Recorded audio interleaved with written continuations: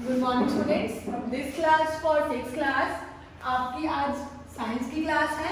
सो आज हम chapter number 8 start कर रहे हैं जिसका नाम है बॉडी मूवमेंट्स।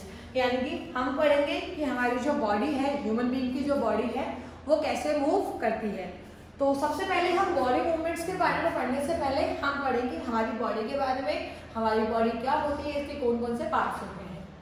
तो यहाँ पे जैसे ले रखा है the change in the position of any part of the body with respect to its axis is called movement। यानी कि जो हमारी बॉडी के पार्ट्स में कोई भी पोजीशन चेंजेस होती है, जब हमारी बॉडी हिलती है उनके एक्सिस से, एक्सिस यानी कि जो हमारी बॉडी का एकदम सीधा है हम, तो हमारी बॉडी में जब वो पोजीशन उसकी चेंज होती है उसको हम मूवमेंट कहते हैं। Example, the leaves of mimosa plant move when we touch them. यानी कि एक मिमोसो प्लांट है कि जो जिसके लीव्स अगर हम उसको छुएं तो वो क्या होती है, मूव हो जाती है, यानी कि वो मूव यानी कि हिलती है। तो ये हो गई हमारी मूवमेंट। तो बेसिकली अगर हम ये भी कह सकते हैं, मूवमेंट को हम ये कह सकते हैं कि हिलना हमारी बॉडी का। जैसे मैं अगर यहाँ से इधर आई हूँ या अपने हाथ को हिला रही हूँ तो this is called the movement. Next है locomotion, the movement of the whole part of an organism from one place to another. अब इस मूवमेंट और लोकोमोशन में थोड़ा सा डिफरेंस है। यहाँ मूवमेंट का मतलब होता है कि अगर मैं यहाँ पे खड़ी खड़ी भी अगर अपने हाथ पैरों को हिला रही हूँ तो इसको भी हम मूवमेंट कह सकते हैं। लेकिन लोकोमोशन क्या होता है कि हमारी होल पार्ट यानी कि उस ऑर्गेनिज्म का पूरा पार्ट अगर वो हिल रहा है, एक जगह से दूसरी जगह जा रहा है, तभी हम उसको लोकोमोशन कह सकते हैं। जैसे अब इसके आगे आपको इंपॉर्टेंस दे रखी है कि लोकोमोशन के इंपॉर्टेंस क्या होते हैं। पहला है find their food and water, कि हम खाने और पानी की तलाश में कहीं दूर जाते हैं। Protect themselves from their enemies and predators, हम अपने दुश्मनों से अपने आप को बचाते हैं। Move from an unfavourable environment to a favourable environment, कि हम एक अनफेवरेबल जो हमारे लिए सही नहीं है वो एनवायरनमेंट से हम फेवरेबल एनवायरनमेंट में जाते हैं ताकि हम ढंग से वहाँ पे सर्वाइव कर सकें। लाइक अगर हम एग्जांपल ले सकते हैं तो हम सीजन्स का ले सकते हैं, समर सीजन, विंटर सीजन। हम एक जगह से दूसरी जगह जाते हैं। बर्ड्स होते हैं, बर्ड्स भी माइग्रेशन करते हैं, वो विंटर से सीजन में आते हैं, सीजन से विंटर में जाते हैं। तो ये सारा हमारा, इसको हम कह सकते हैं लोकोमोशन। तो बेसिकली लोकोमोशन वो होता है जहाँ पर एक ऑर्गेनिज्म अपने होल पार्ट, अपनी बॉडी का होल पार्ट को एक जगह से दूसरी जगह लेके जाता है, उसको हम लोकोमोशन कहते हैं। नेक्स्ट है स्केलेटल सिस्टम। तो अगर हम बॉडी की बात कर रहे हैं तो पहले हम उसका सिस्टम के बारे में पढ़ेंगे कि हमारा स्केलेटल सिस्टम क्या होता है। The framework of all bones in our body is called skeleton. तो हमारी बॉडी का जो बोन्स होता है उसका जो पूरा एक फ्रेमवर्क यानी कि हम कह सकते हैं कि एक ढांचा होता है, उसको हम स्केलेटन कहते हैं। तो जब पूरी बोन्स हमारी बॉडी की बनी हुई है, उसका पूरा शेप बनी हुई है, उसको हम स्केलेटन कहते हैं। The skeleton of an adult human is made up of 206 bones. तो जो एडल्ट एक हमारा जो ह्यूमन होता है उसकी जो बोन्स होती है वो कितनी होती है, 206 होती है। A child has more bones than an adult person, about 305। लेकिन जो एक बच्चा होता है, हमने यहाँ पर एडल्ट की बात करी 206 होती है, बट एक जो बच्चा होता है उसकी जो बोन्स होती है वो एक एडल्ट पर्सन से भी ज्यादा होती है, जिसको हमने बोला 305। But as the child grow, जब चाइल्ड बढ़ता जाता है, some of the bones fuse together and reduce in number, that is 206। तो जब वो बच्चा बढ़ता जाता है तो उसकी कुछ बोन्स फ्यूज हो जाती है, यानी कि कुछ बोन्स आपस में मिलती है और कुछ टूट भी जाती है, तो उसको हम कहते हैं 206। यानी कि टूटने का मतलब ये बोला गया है कि वो बोन्स टूटकर दो बोन्स आपस में मिल जाती है, तो उनका जो नंबर है वो रिड्यूस हो जाता है। तो वो 305 जो हमने अबाउट पढ़ा था वो एक कंफर्म नंबर हो जाता है 206। अब है स्केलेटल सिस्टम का। स्केलेटल का हमारा फंक्शन, कि ये फंक्शन क्या करता है हमारी बॉडी के ऊपर। It gives shape and support to the body, कि ये हमारी बॉडी को शेप देता है और सपोर्ट देता है।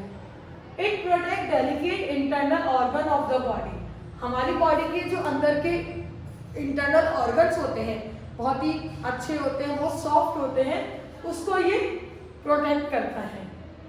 It helps in the movement of our body, ये हमारी बॉडी की मूवमेंट्स के लिए, यानी कि हमारी बॉडी मूव कर सके उसमें भी हेल्प करता है। अब है पार्ट्स ऑफ द स्केलेटन, हम इसमें पार्ट्स पढ़ेंगे। अभी मैंने आपको 3 ही पार्ट्स यहाँ पे डिस्क्राइब करे हैं, 2 मैं नेक्स्ट क्लास में पढ़ाऊंगी। तो पहला पार्ट है हमारा skull. Skull is the bony structure on the head.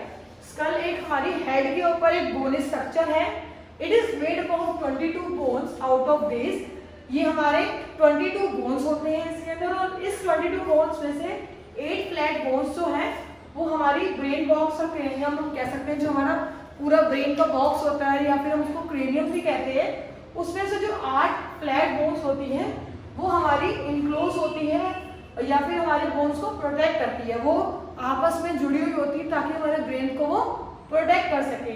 और जो बाकी की 14 बोन्स होती है वो हमारी जो शेप होती है फेस की उसको देती है। यानी कि अगर हम ये कह सकते हैं यहाँ पर हमारी 22 बोन्स होती हैं, उसमें से 8 बोन्स तो है वो उसको प्रोटेक्ट करती है, और जो बाकी हमारा जो फेस बना हुआ था, जो उसका शेप बनी हुई है, वो 14 बोन्स देती है।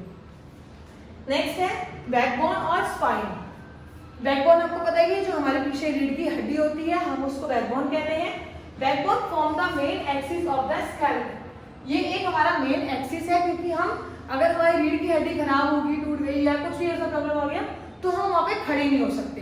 तो बैकबोन हमारा स्केलेटन का एक मेन एक्सिस है।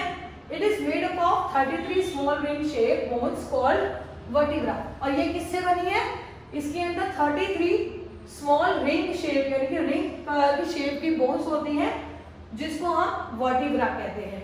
These small bones join together to form a strong column called the vertebral column या फिर spine।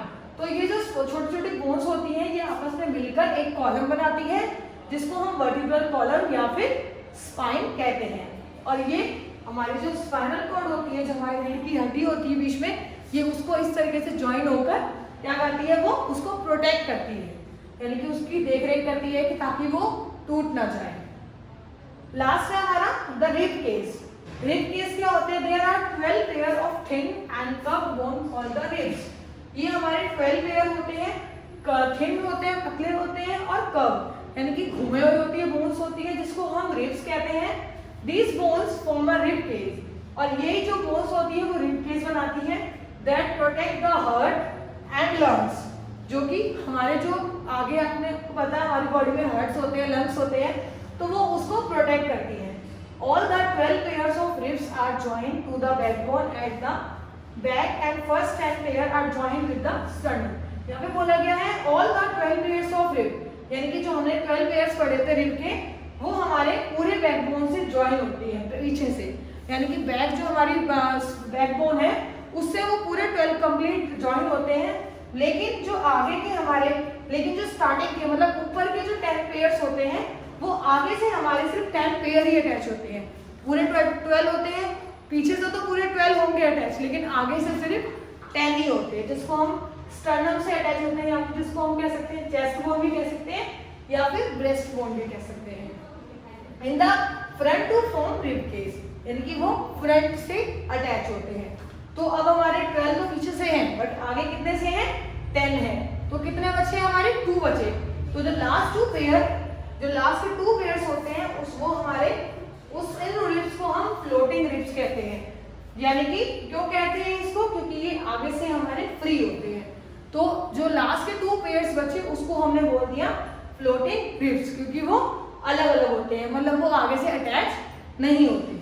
तो मैंने आपको ये 3 टॉपिक पढ़ाए हैं अभी पार्ट्स ऑफ स्केलेटन के, जिसका है skull, backbone and third one is rib case.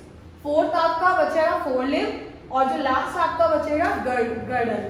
तो ये हम नेक्स्ट क्लास में पढ़ेंगे। ओके, अभी आपको ये रिवाइज करना है। Thank you.